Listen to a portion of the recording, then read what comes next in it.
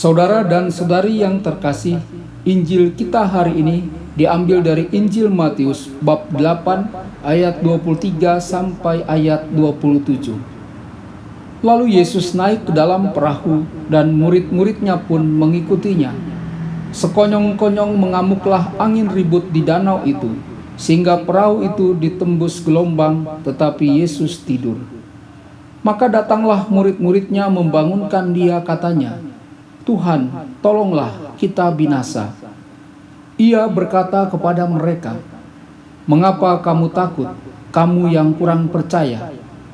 Lalu bangunlah Yesus menghardik angin dan danau itu. Maka danau itu menjadi teduh sekali. Dan heranlah orang-orang itu, katanya, "Orang apakah dia ini, sehingga angin dan danau pun taat kepadanya?" Berbahagialah orang yang mendengarkan sabda Tuhan dan tekun melaksanakannya. Sabdamu adalah jalan, kebenaran dan hidup kami.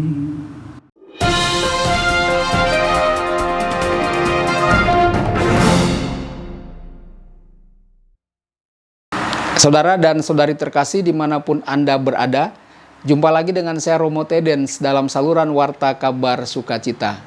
Semoga Anda semua tetap dalam keadaan sehat dan bahagia. Saudara dan saudari, Injil kita hari ini diambil dari Injil Matius bab 8 ayat 23 sampai ayat 27. Matius menulis sabda Allah ini untuk orang-orang Yahudi yang telah bertobat, yang merasa tersesat dalam hidupnya. Hidup mereka seperti kapal di tengah laut yang bergelora tanpa harapan untuk dapat sampai pelabuhan yang dituju. Yesus tampaknya sedang tidur di dalam perahu. Bagi mereka tampaknya tidak ada kuasa ilahi yang akan datang untuk menyelamatkan mereka dari penganiayaan. Dan dalam menghadapi situasi yang menyedihkan ini, Matius mengumpulkan beberapa peristiwa dalam kehidupan Yesus untuk membantu mereka agar mereka melihat kehadiran Yesus yang berkuasa di laut dan menaklukkan serta mengusir kejahatan dan memiliki kuasa untuk mengampuni dosa. Saudara dan saudari terkasih, dengan kata lain, Matius mau menyampaikan harapan dan menasihati mereka supaya jangan takut. Inilah latar belakang di balik kisah Yesus menenangkan badai di Danau Galilea. Kita mulai dengan ayat 23.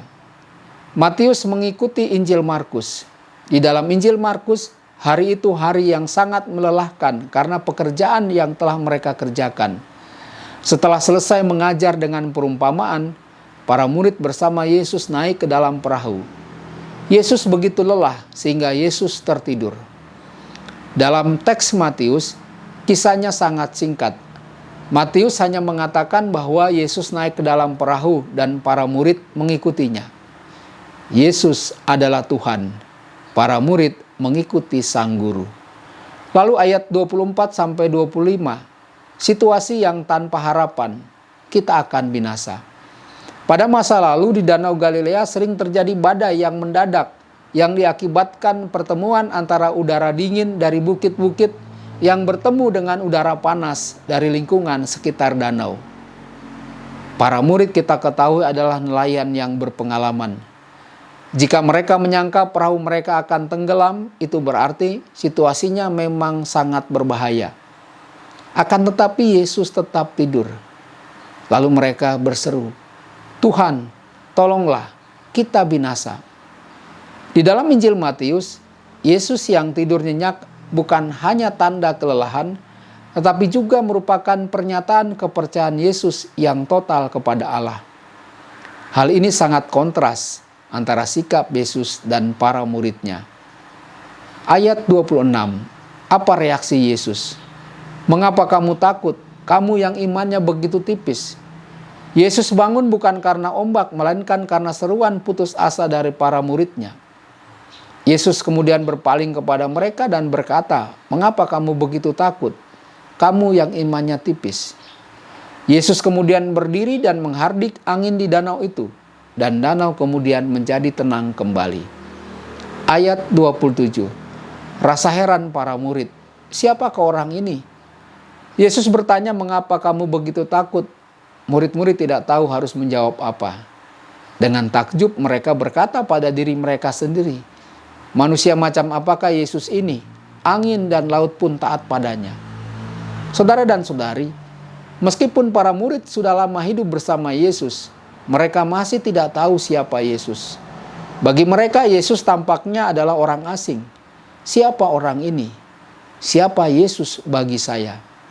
Ini hendaknya menjadi pertanyaan yang mendorong kita untuk terus membaca Injil setiap hari, guna mengetahui dengan lebih baik pribadi Yesus bagi hidup kita.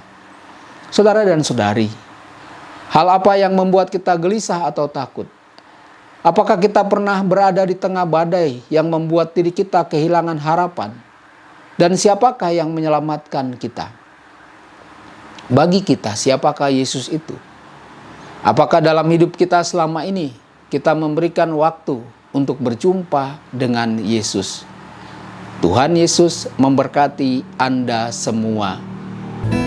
Sabda Allah adalah kebenaran. Sabda Allah adalah kehidupan. Mari kita mencintainya, mari kita menghayatinya.